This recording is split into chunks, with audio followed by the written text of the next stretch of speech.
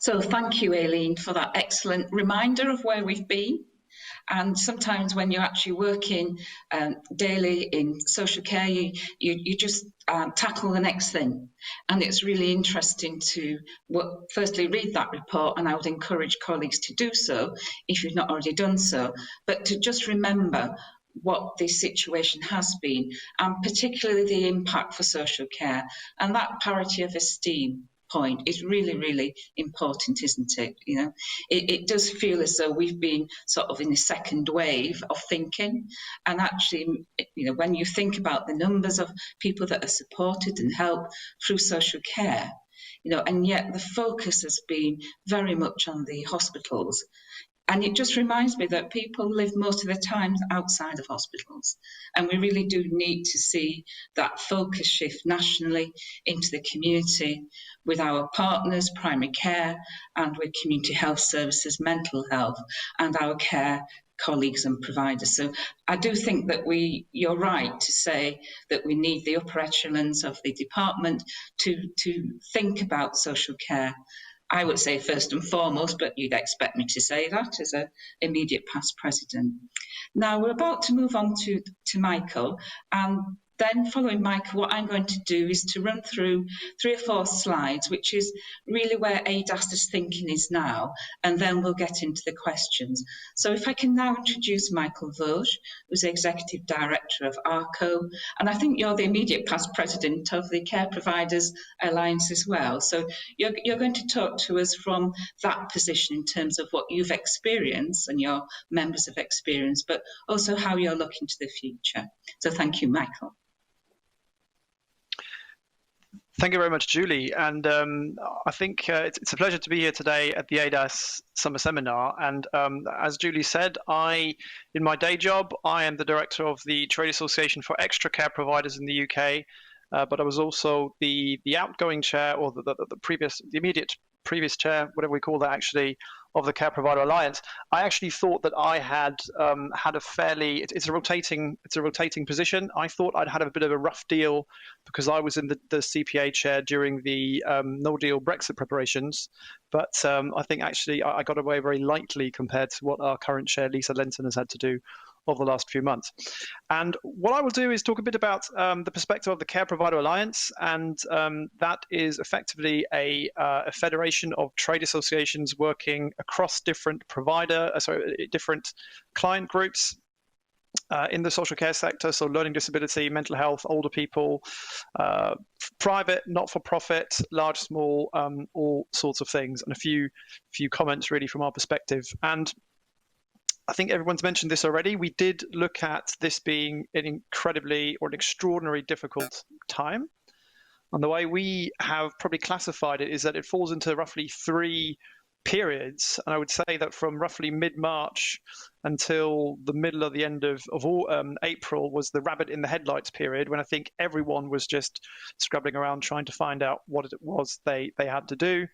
Then there was a period of, hang on a minute, we might be finding our feet, and now we're in this kind of managing through period that we're not really sure how long it will last. And I'm sure that as care providers were, I'm sure people working in councils were also incredibly stressed.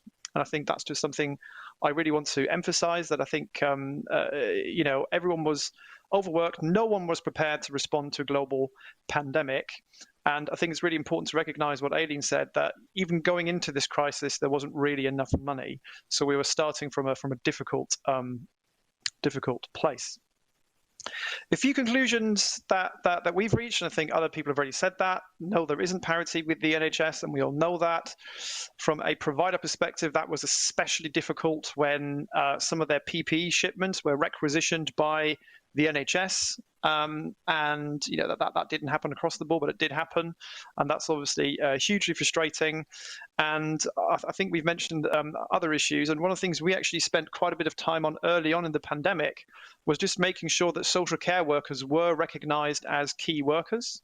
And I've got to say, councils, I think, were very proactive in trying to work with providers on that to make sure that they were had that same status in terms of shopping, in terms of parking, in terms of all these things that the NHS workers got straight away. So that was difficult. And some of the supermarkets spent weeks fobbing us off, saying, no, you're not going to get any kind of priority because you're not an NHS worker. So that was slightly disappointing. So it wasn't just that. Generally speaking, I think the machines of government, that the wider government, weren't really equipped to respond to a crisis in social care. If you think about some of the areas that of the wider kind of governmental system, I think the Treasury and the furlough scheme and loans, I think that worked fairly well. I think in 10 years' time, when the history of this will be written, I think Aileen made some interesting comments there. I think the story is probably going to be one of that the NHS was ready. And they actually responded remarkably well. If you look at, it never reached more than 50% capacity. They built entirely new hospitals that in the end probably weren't needed, but, I'm not saying they shouldn't have done that. And I think it really showed that a fairly strict command and control nature was quite an effective way of responding to a situation like this. I will obviously say that came at a cost. And I'm not going to talk about it now, but it's that discharge to assess and how how people were pushed out into care homes back in March. And I think that's I'm not going to comment too much on that today. But that command and control culture is obviously not the same in social care. So there weren't the same levers to pull. And again, I don't want to sound as if I'm blaming just DHSC, for example, here, because I think it's important to remember that DHSC isn't actually delivery departments.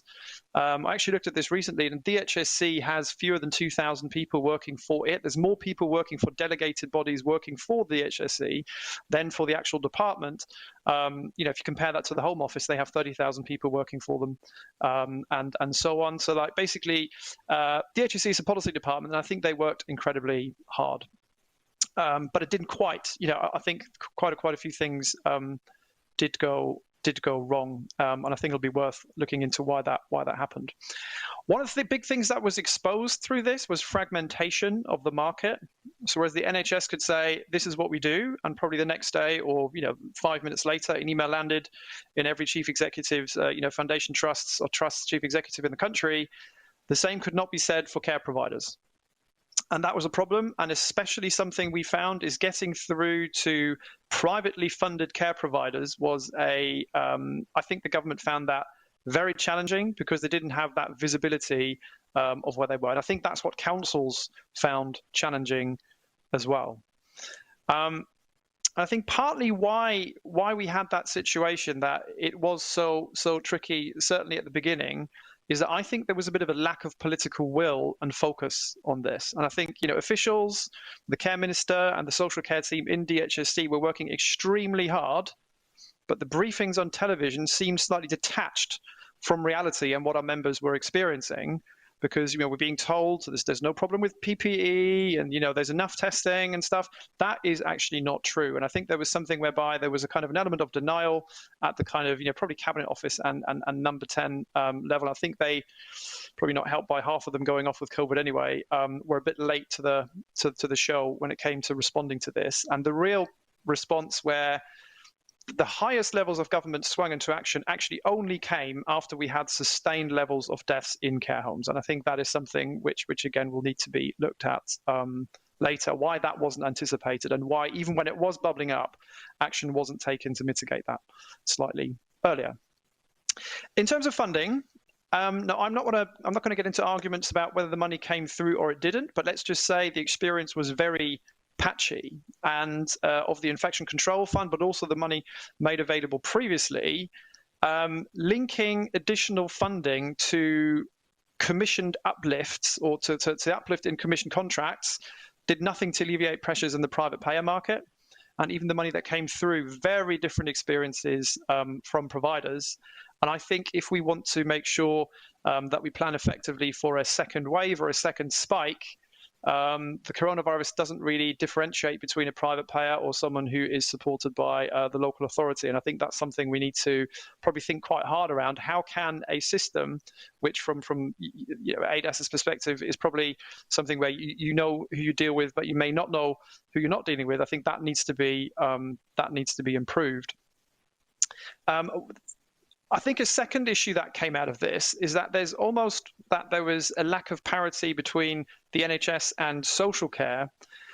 I think what this exposed is that there was also a lack of parity between care homes as the crisis developed and other parts of the social care system that were not care homes.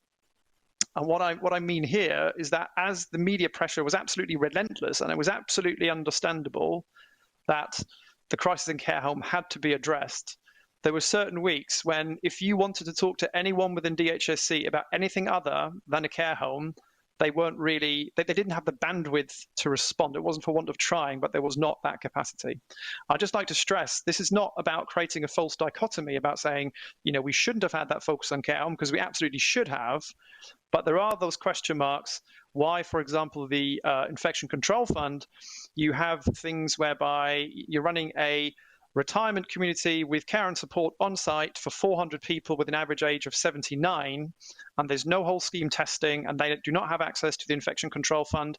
And then right next door, you have a care home with 30 people in it, and they do get money from the Infection Control Fund. So there's kind of question marks there. And I think there was a bit of a parity issue that anything that was not a care home had a difficult time. If you think about supported living settings where you have shared facilities for people with learning disabilities or mental health, in my view, that's quite a high risk environment in terms of infection control. Again, it took months to actually to work through the system. In terms of the extra care market, actually got out of this pretty well. The infection rates were generally very low. Most providers didn't have big outbreaks or outbreaks at all, and if they did, they could actually isolate them within people's own homes. So that actually worked quite well. So anyway, there was an issue there. There was parity of not just NHS social care, but care homes, and then everything else. In terms of how the market is coping, I think larger providers are generally doing a bit better. Private payer markets are doing better, but I think it's been mentioned before.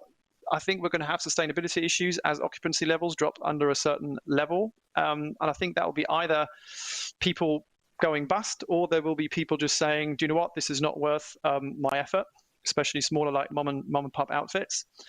What that also creates is that investors are already cooling off putting money into social care, particularly care homes. So if you're looking at big infrastructure investors, they're now looking at the housing with care model because they see that as being less risky.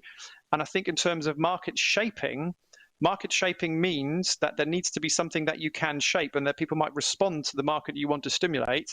And I think that's something to worry about, because even the best intentioned market positioning statement, if no one comes forward to provide what you have to offer, then that is an issue. Although certainly I think the housing with care side, again, is probably doing slightly better on that. And just finally, kind of in terms of what went well and the future, I think one of the things I repeatedly heard is that in some areas, providers and commissioners work together extremely well. And there was a real feeling of collegiality. And I think Julie already mentioned some librarians working in care homes or going out and supporting in whatever way possible. But it was a bit patchy. And I think that wasn't something we heard across the board. And there's something we call asymmetrical representation. And what we mean by that is that if you're a local charity with 2 care homes in a particular authority, then you probably have trustees, you have a chief exec who can actually intervene at those levels in the authority. If you're the registered manager of maybe a small group, whether private or for-profit, of care homes in a local authority, then it's much more difficult for you to make yourself heard and to advocate on behalf of the people using your services than if you kind of have a strong presence. And I think that's something that we find an issue when it comes to localism and how to organize this. Interestingly, just on that point about localism, we think that there is an issue around the local capacity to respond coming after 10 years of austerity. And I think, and this is something I think where providers and ADASS and its members are very much on the same page. I think every single care provider in the UK thinks that local authorities need more resources to generally deal with the market and also respond to situations like these. The Economist had a really interesting piece this week saying that in Germany, local PHE coordination was local, and that's one of the reasons why they responded so effectively to their local situation. And I think having that local intelligence works incredibly well if it's done well. However, and this is probably what I'll finish on, is there's an issue around. I don't think providers generally, they definitely don't want to get usurped by the NHS. So nationalising the social care sector, I think that is the last thing providers need. I think that's the last thing the NHS needs. I think that's the last thing that people using those services need. I think there's a recognition that there's I think what providers would like is it's more infrastructure and clearer levers and accountability in the system, so that organizations where kind of you can actually pull levers much more quickly, and that could be coordinated by ADASS. But I think the danger about the localism approach, which when it gets too local, I think there's huge advantages of it. There is also the problem that that patchy approach that we've seen throughout the last kind of 4 months, a lot of providers are wary of that, because it means that you might not have a good relationship, and mistakes might be made in one area, and it makes it very difficult to plan, makes it very difficult to run, and certainly regulation may not set up in the right way for that. So I think generally speaking, I think it's time to recognise that we do need change. I think providers and ADASS are actually on the same side of most of these conversations. We all want more funding. We all want to get more funding into the system, a better way of funding into the system. There's ways of maybe doing that with a shared risk or risk pooling approach, in terms of, that's my personal opinion about like compulsory insurance. I'm quite a big fan of that. That's not the official CEPA position, I should say. And then just a final point, I think there is the bit where we need to look at outside the traditional categories of policy and of regulation. So if you think about the role of housing that it can play, that is phenomenal. But the problem is that the HSC doesn't have any powers in terms of the housing landscape. So they will need to be working with other government departments, which we hope they will do. And I know they are committed to. And then the other bit around that, I think we need to think quite carefully about regulation and legislation, because I think few people realise that one of the key determinants of how care is delivered today is how investment is channeled. And actually, a lot of that is related to the legislation setting out regulated activities that CQC oversees. That is typically how a lot of care providers and their backers, lenders and investors will view the market. So actually, there is something here where market shaping is not just around what ADASS does or what DHSC does, but it really comes down to how the market is regulated, and kind of looking at that in the round and seeing how do people respond to changes in regulation and legislation. But let's hope, I really like the comment earlier, that a push is becoming a shove. And I hope this has given us, if nothing else, a renewed impetus on social care reform. So very, very much looking forward to working together with care providers and central government and local government to make that happen.